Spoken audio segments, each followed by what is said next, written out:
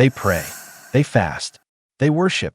But behind the scenes, even chosen ones wrestle with secret battles no one sees. These are the 5 hidden sins the enemy doesn't want you to notice, because once you do, you'll be free, happier, and closer to God. 1. Pride. Pride is one of the most common yet deadly sins in a Christian's life. It doesn't always shout or show itself openly. It can hide behind confidence, success, religiosity, or even humility. Yet pride was the very first sin to exist, not in Eden, but in heaven. Long before the fall of man, Satan himself was cast down because of pride. And ever since, pride has been his favorite trap to use against humanity. It ruins relationships, hardens hearts, and separates people from God. Pride makes you believe you don't need God. It puts self on the throne where only God belongs. One of the most powerful earthly examples of pride is King Nebuchadnezzar of Babylon. He had conquered nations, built great cities, and ruled the known world. One day, he looked over his palace and said, "Is not this the great Babylon I have built by my mighty power and for the glory of my majesty?" Daniel 4 verse 30. In that very moment, God humbled him. He lost his mind, lived like a wild animal, and ate grass like cattle for 7 years, until you acknowledge that the Most High is sovereign over all kingdoms on earth. Daniel 4 verse 32. The reason why Christians silently struggle with pride is because pride doesn't always look like arrogance.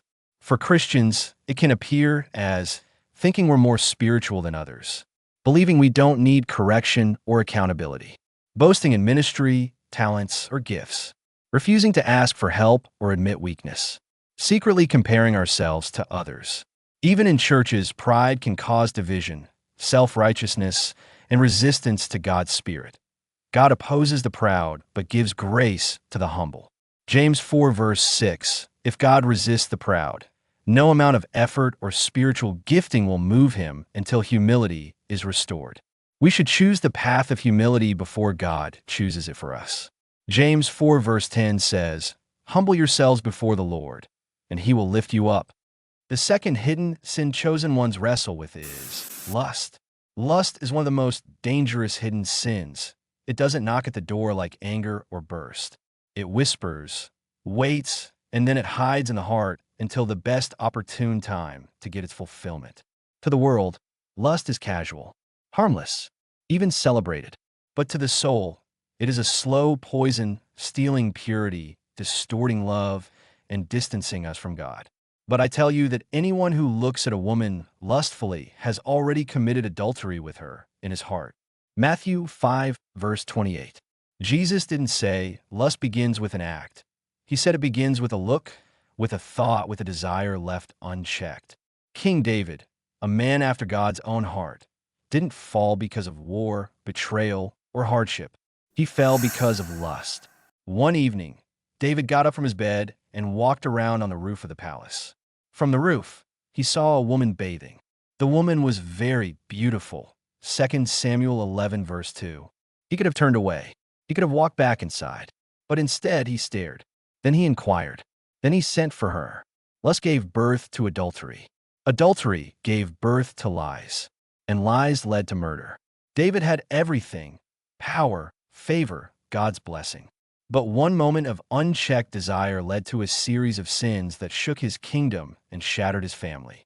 Even the best of men are vulnerable when lust is left in the dark. The reason why chosen ones fight with lust is because, 1, it's hidden, easily masked behind polite smiles and worship songs. 2, it's personal. It happens in the mind and heart, away from accountability.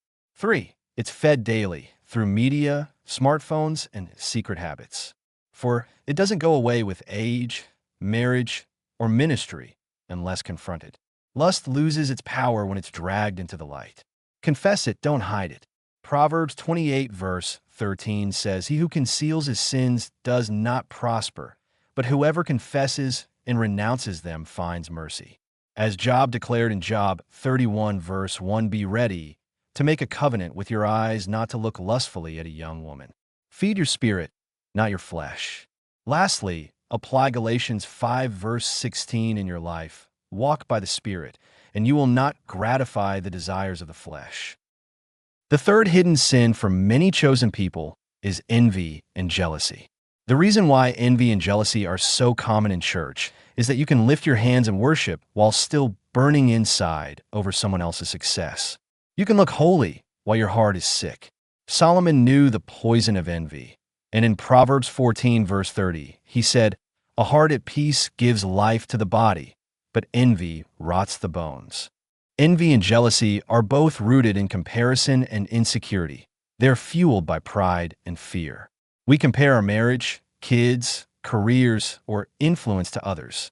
Social media shows us everyone's highlight reels, and we feel left behind. We end up covering envy with phrases like, "I just feel off about them." King Saul had the throne of Israel. But the moment young David rose in favor, Saul's heart shifted, not toward mentorship, but toward murder. Saul has slain his thousands, and David his tens of thousands. 1 Samuel 18, verse 7. This one line triggered Saul's envy. And from that time on, Saul kept a close eye on David. Envy stole his peace, his judgment, and eventually his destiny. David was never his enemy. Saul's real enemy was envy. The best way to overcome jealousy is by 1. Celebrating with others openly and sincerely. Romans 12, verse 15 says, "Rejoice with those who rejoice. Weep with those who weep." What you celebrate won't control you. Greed and materialism are silent killers in the Christian walk, often hidden behind ambition and prosperity. Many believers crave more, not realizing their hearts are drifting from God. The Bible clearly states that you cannot serve both God and money. Matthew 6, verse 24. Greed often disguises itself as God's blessing or wise stewardship, while the soul quietly bows to possessions, status, and the pursuit of more. Materialism feeds on discontentment. It whispers, "What you have is not enough." In Joshua 7, Achan became the face of this sin. After Israel's victory at Jericho, God commanded everything be devoted to him. But Achan saw silver, gold, and a beautiful robe, and he hid them under his tent. His secret greed brought judgment not just on him, but on the entire nation. Greed doesn't stay hidden forever. It starts with desire, grows into deception, and ends in destruction. The cure? Contentment. 1 Timothy 6, verse 6 states, "But godliness with contentment is great gain." Christians should develop hearts that treasure eternity over earthly things. Don't let the desire for more rob you of the one who is enough. Hypocrisy is the sin of looking righteous on the outside while hiding sin on the inside. It's not about failing, it's about pretending. Many Christians struggle with it quietly, refusing to obey or judging others harshly while excusing their own sin. Jesus spoke most fiercely against hypocrisy, especially among the religious leaders. "These people honor me with their lips, but their hearts are far from me." Matthew 15, verse 8. One clear example is Peter, a bold disciple of Jesus who fell into hypocrisy. In Galatians 2, Paul rebukes him publicly because Peter, though he knew the gospel, stopped eating with Gentile believers to avoid criticism from Jewish Christians. Peter's fear led him to act like someone he wasn't, a people pleaser instead of a Christ follower.